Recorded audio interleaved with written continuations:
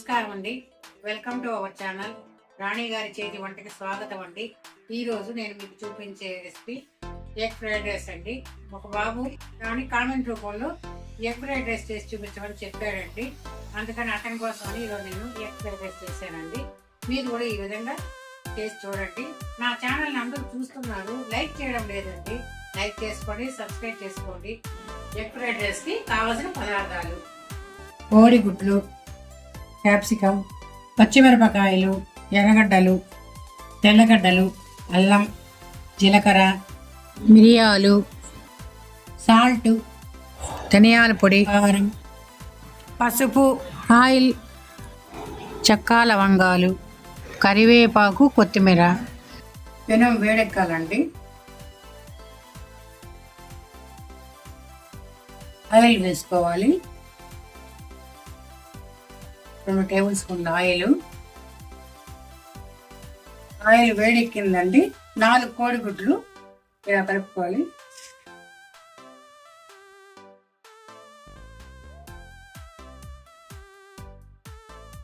కాస్త పసుపు,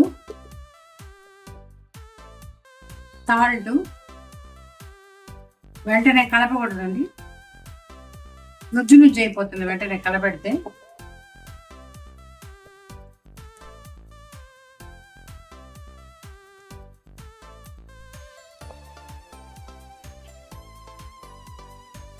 ఇలాగా ఇంతటి ముక్కలు వచ్చేట్టు కలుపుకోవాలండి.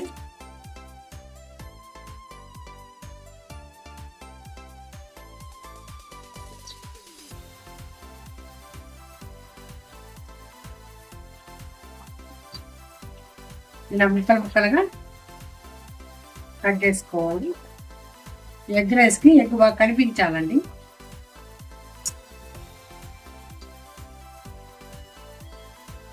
ఇది మాత్రం ముక్కలు చాలండి. పచ్చి వాసన వల్ల కొద్దిసేపు ఒక 5 నిమిషాలు స్టవ్ మంట తగ్గించుకొని ఇవి తీసేసుకోవాలండి పక్కకి.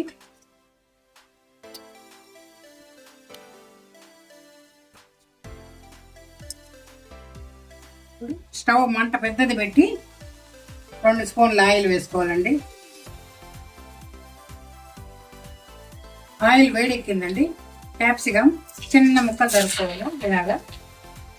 పచ్చిమిరపకాయ 2 అండి. అల్లం వెల్లుల్లి పేస్ట్ 1 స్పూన్ చాలండి. బాగా వేగాలి. ఈజీ మెథడ్లో చూపిస్తున్నాను. ఒక పెద్ద ఆనియన్ అండి, చిన్న ముక్కలుగా కట్ చేసుకొని వేసుకోవాలండి. ఇప్పుడు కరివేపాకు వేసుకోవాలండి. చిన్న ముక్కలుగా స్లోగా వేసుకుంటే బాగుంటుంది. ఇవి ఎక్కువ దూరగా వేయకూడదండి. పచ్చి వాసన పోయేలాగా ఎర్రగడ్డ కళ్ళ కరకర ఉంటుందండి, తగిలేలాగా పెంచుకోవాలి. ఎక్కువసేపు వేయకూడదండి. అల్లం వెల్లుల్లి పచ్చి వాసన పోతే చాలండి. 1 స్పూన్ సాల్ట్ అండి. ఉప్పు కారం తగినంత వేసుకోండి. చెక్క లవంగాలు, ధనియాలు, మిరియాలు, గరం మసాలాగా అన్ని పొడి అండి. 1 స్పూన్ అండి.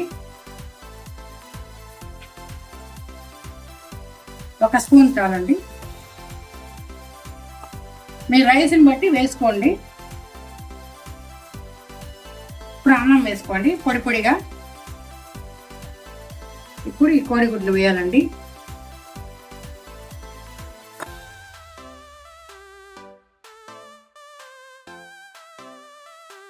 బాగా కలబెట్టుకోవాలండి. ఇప్పుడు అన్ని కలిసేలాగా ఉప్పు కారం పొడులన్నీ కలిసేలాగా చేసుకోండి. ఇంతే అండి, బాగా కలుపుకోవాలి.